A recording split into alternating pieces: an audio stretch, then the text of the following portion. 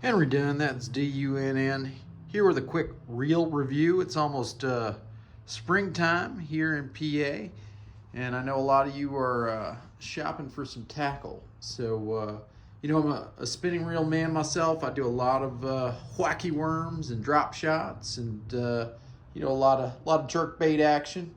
And, I drink the Kool-Aid, so I got some higher end reels here. So we'll do a quick review.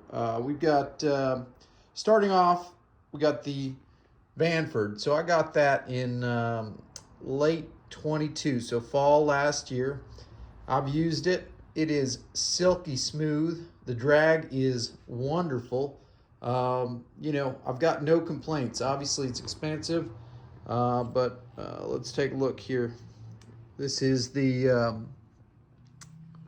see what size this one is. I think I got that in the 3000, and I think the only difference in that 3000 is going to be this reel here. So I'll put my my hand down here for measurement.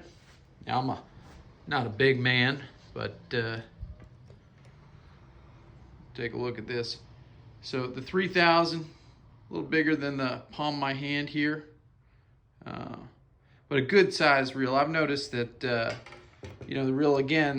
reel itself, not much bigger than the 2500.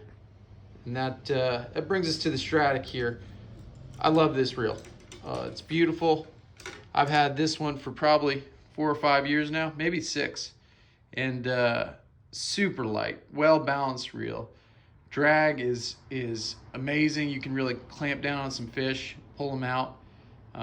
The only thing I've seen in 6 years, and I've of course taken it apart and put some oil on her, etc., is that there is a little bit of sound now as I'm reeling in. There's a little, something scraping a little bit. I mean, not loud. And at some point, watch one of my fishing videos. You probably hear as I reel a fish in. But so you can see the difference between the actual reel size is not significant between this Vanford 3000 and the Stradic 2500, but the handle's a big difference, and I do like that T handle versus this little guy.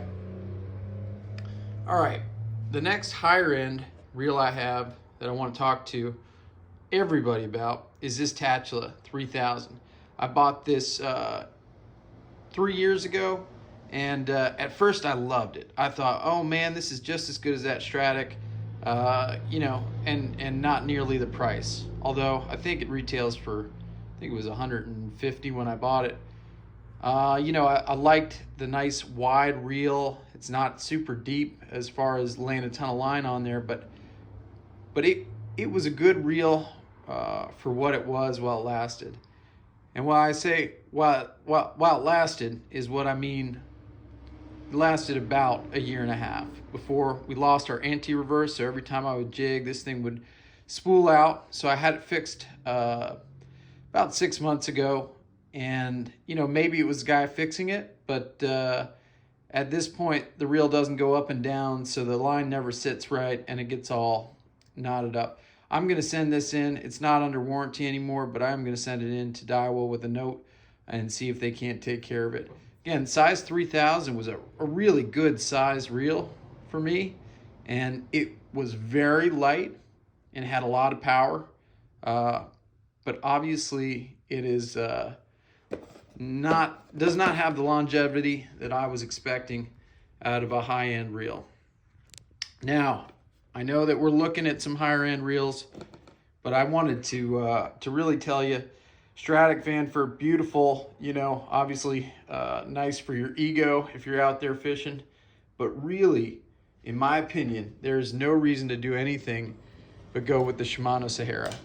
This reel, probably about 6 years old for me. It's a size 4000 reel. I'll make sure, yep, 4000.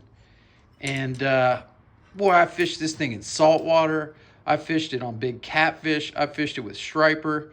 I fished it all the way to drop shotting, small. Actually, I caught crappie on this reel. I've done just about everything, and it still performs as well as the day I bought it. The line lays perfectly. I'm just saying, I've got no complaints about this reel.